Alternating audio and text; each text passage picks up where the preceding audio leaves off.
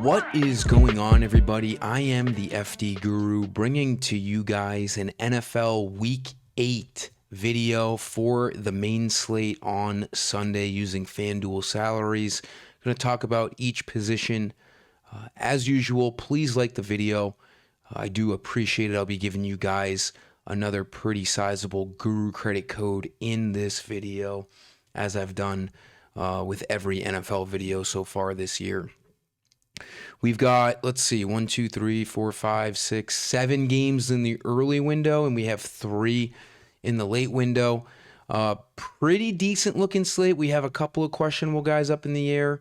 A lot of Q tags around FanDuel, but that's because guys get limited in practice, and usually it doesn't really end up meaning much. But we'll talk about some of my favorite value plays, starting at quarterback. Now, wide receiver, we're going to probably want to spend up on this week. There's not a ton of value outside of like if Nico Collins is out and guessing on one of those.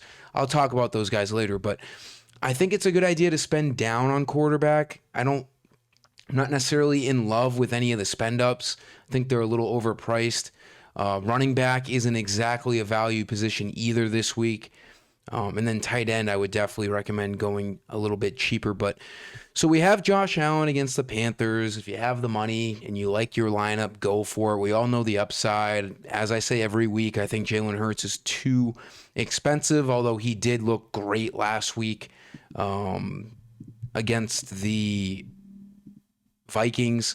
Lamar Jackson could be coming back, and he would be in a great spot against the Bears. I'm doing this video on Thursday, and he was seen participating in practice, so that's good news for the Ravens. If he's going to be 100%, if he does go out there on Sunday, that's a question, and he is $8,700. Baker Mayfield in a great spot against the Saints. He's projected for the most passing yards on the slate. His prop line is the highest. Dak Prescott's right up there too. It actually might be a little bit higher than Baker. It's one of these two guys, I forget. But Prescott against the Broncos. I like Bo Nix a decent amount on the other side in this game against the Cowboys. He just absolutely cooked the Giants. Crazy comeback. My brother live bet the Broncos when they were down 18 at plus 3,500 odds and ended up winning like over $1,000 on that. That was insane. That PI call was crazy, and then they came back and scored. But nonetheless, Bo Nix, 279 passing, 2 touchdowns, and then 2 rushing touchdowns. He cooked. Great spot against a terrible Cowboys defense. Drake May against the Browns. He's cheaper than usual at 7,600. But my favorite value play, if you told me 5 years ago that I would be recommending on a Week 8 2025 main slate Joe Flacco, I would have tried to check you into a mental institution because it's insane. But his matchup's unbelievable. He's at home. The Jets are awful. They might not win a game at all this year. They are a disgrace to football. But the Bengals find themselves in the top 6 in projected points on the main slate. They're 7th on this list, but the Chiefs play at 8:15 on Monday, so I'm talking main slate here. They're in the top 6. Projected for 25.5 points. Joe Flacco at 7,300. He's right up there in the top 3 quarterbacks for highest projected passing yards. If you go into any prop site, he's right up there over 240. He looks great, and he's cheap. Went off against the Steelers, a tough Steelers defense. 342 yards, 3 passing touchdowns, no turnovers. Sign me up for Joe Flacco this week. It's a position I'd like to go cheaper on if I can because there's not a ton of value in other spots. Give me Flacco. I wouldn't really recommend anyone lower than that. All these guys have been pretty garbage all year long. But Flacco at 73. I don't mind Jackson Dart against the Eagles. He's shown that he can rush for a touchdown, which is huge for a quarterback, and he can throw. The game script's going to be on the Giants' side to be throwing the ball because they will be down in this game most likely, although they did just beat the Eagles 2 weeks ago, which was obviously not expected. But What is expected is that the Giants are down in this game at Philly, and Jackson Dart is throwing the ball. I don't mind him, but I like Joe Flacco more at 7,300. Running back, I'm going to stop saying that Jonathan Taylor's too expensive, as I've done over the past couple of weeks, because he just continues to cook. 3 more touchdowns last week. He's got an unbelievable matchup against the Titans this week. He could easily go for 2 or 3 again. Huge favorites. They're at home. I personally don't want to spend 10,200 on him because there's other spots to go. But if you want to, go for it. I'm not going to talk you off of that. Bijan Robinson against the Dolphins, go for it. 10K. Any of these guys could end up, breaking the slate. We all know what he's capable of doing. His rushing receiving yards prop is over 120 this week last time I looked. But I like Christian McCaffrey. He's right up there with Taylor and Bijan in terms of fantasy. And he's a whole $1,000 cheaper. I'm taking the value on McCaffrey against the Texans. This guy is insane. He's in the top 10 for receiving targets this year.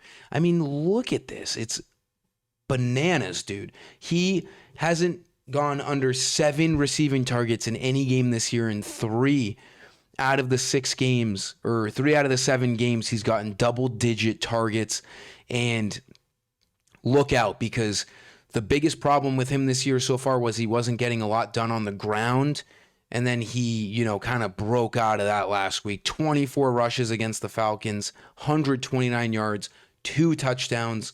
Love McCaffrey again this week. He's too cheap. He should be 10K along with Bijan and Jonathan Taylor, if not a little bit more, because he's a better pass catcher than both of those guys. So McCaffrey, I'm all over once again at 9,100. It's too cheap of a price.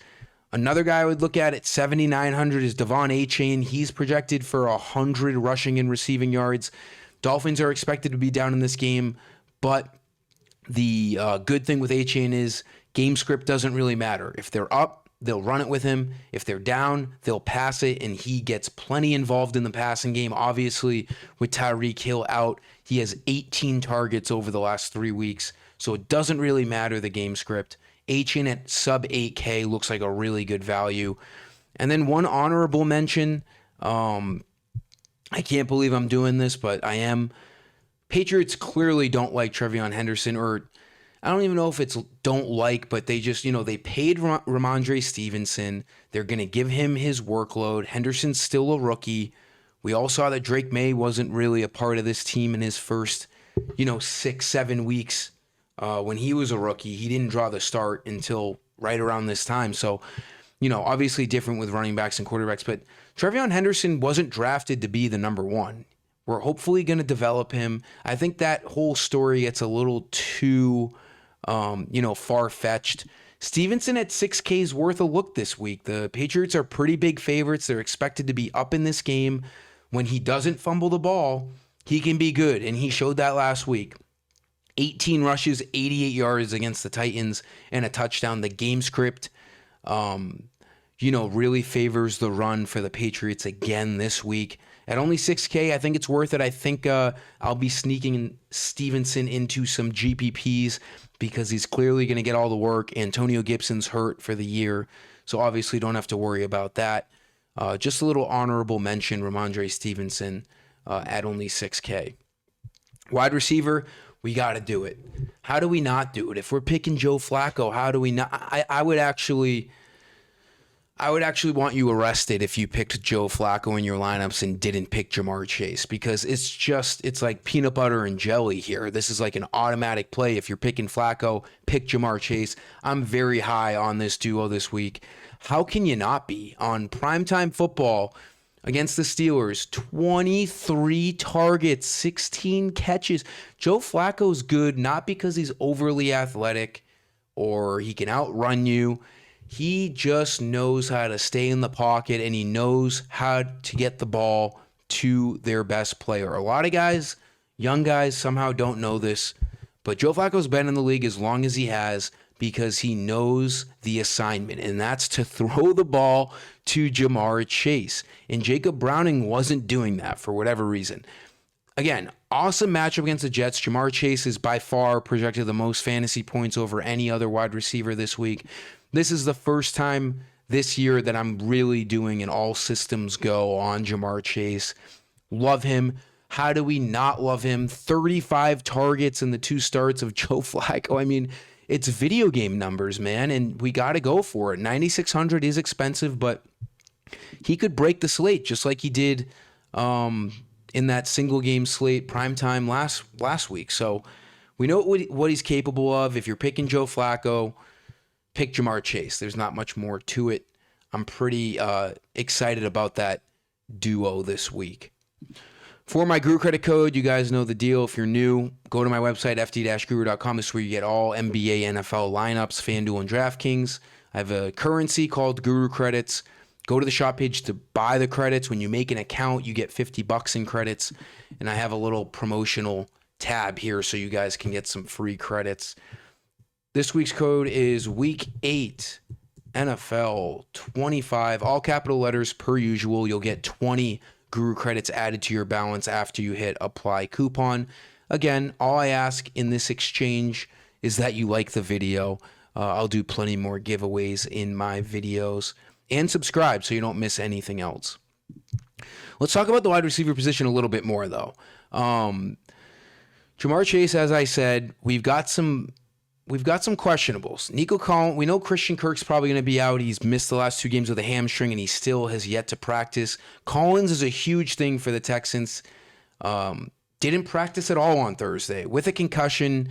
If you can't practice at all on Thursday, I don't know how quickly a concussion can heal to give you a full go for a live game on Sunday. I would assume he's going to be out. And against this 49ers defense, we're going to see a lot of value with the Texans. It'll be a segue into my tight end play. But once we get better projections moving into Sunday, I can't really give you a firm name of who I like the most. We just have to keep it all in mind. If Nico Collins is out, we need to look at Jaden Higgins, we need to look at Xavier Hutchinson, and we need to look at Jalen Noel. All 3 of these guys are younger guys who aren't number 1s, probably aren't number 2s, but there's going to be no other option on this team with Nico Collins and Christian Kirk out, which again, they're not ruled out yet, but I'm assuming they will be. We're going to have to figure out what's best because we're going to have to take advantage of something. I had gone with Higgins in the single game slate last week on Monday. He got 3 targets, no catches. Hutchinson got 1 catch on 4 targets. And Jalen Noel was the best out of the 3 with 7 targets and 4 catches, 77 yards. He's 4,500, so if we're going strictly off of last week, I mean, he had the most yards, the most targets, and he's the cheapest out of the 3. I guess that would be my go-to. Obviously, on Sunday when I'm putting everything together, I'll be looking at prop lines. I'll be looking at projections, looking at who's the best of the 3, if it's worth going to 2 out of the 3, because like I said, there's not a lot of cheap wide receiver value this week. This is something we're going to have to take advantage of. If Nico Collins is out, it's not going to feel pretty, but it might be mandatory on a slate like this. Again, I've already looked before this video. There's not a lot of stuff going on. Now, if Egbuka is out, we know Mike Evans is out again. You got to feel bad for the guy. Future Hall of Famer just gets injured all the time. That was a pretty brutal looking injury. Egbuka, hamstring, missed walkthrough on Wednesday. Something to keep an eye out on because with Mike Evans out, and if Egbuka is out, which I don't expect him to be, but you never know with a hamstring, we could be looking at, Tez Johnson at 5,700. This guy had an unbelievably impressive touchdown last week. He's got back-to-back weeks with touchdowns. Even if Egbuka plays, you could make the argument that Tez Johnson might be worth it. And what's the deal with Chris Godwin? He played like 2 games and he's out, like lower leg. I kind of forgot he came back and then I didn't see him last week. That makes a lot of sense. So no Mike Evans, no Chris Godwin, Egbuka banged up. We're going to look at this Bucs team too, because there's not much to throw to outside of Egbuka when he's playing.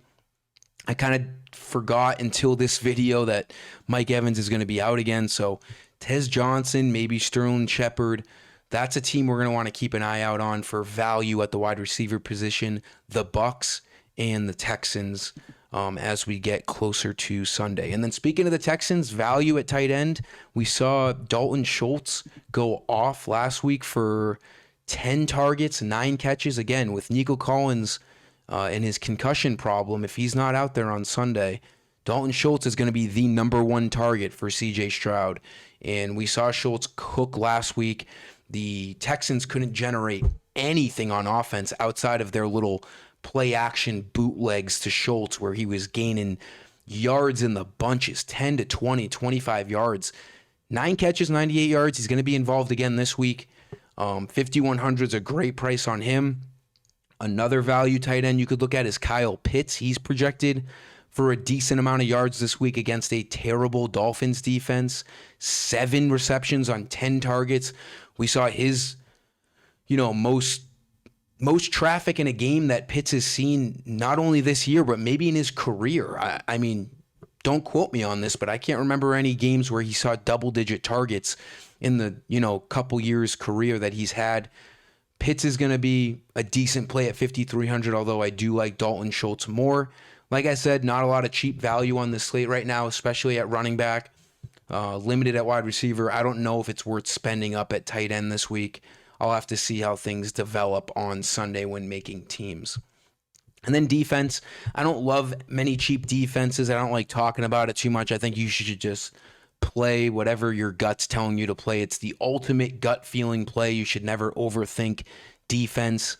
But I mean, maybe the Bengals defense at 4,300. The Jets are an absolute disaster. Tyrod Taylor, as bad as the Bengals defense is, the Jets offense is worse. So can't go wrong there. Well, you can go wrong. It is the Bengals defense, but the value's pretty worth it at 4,300. I think if I have the money, I'm going to spend up either the Patriots or the Colts. If you look at the projected points and we look at the bottom of the barrel, you got the Browns in dead last in projected points this week.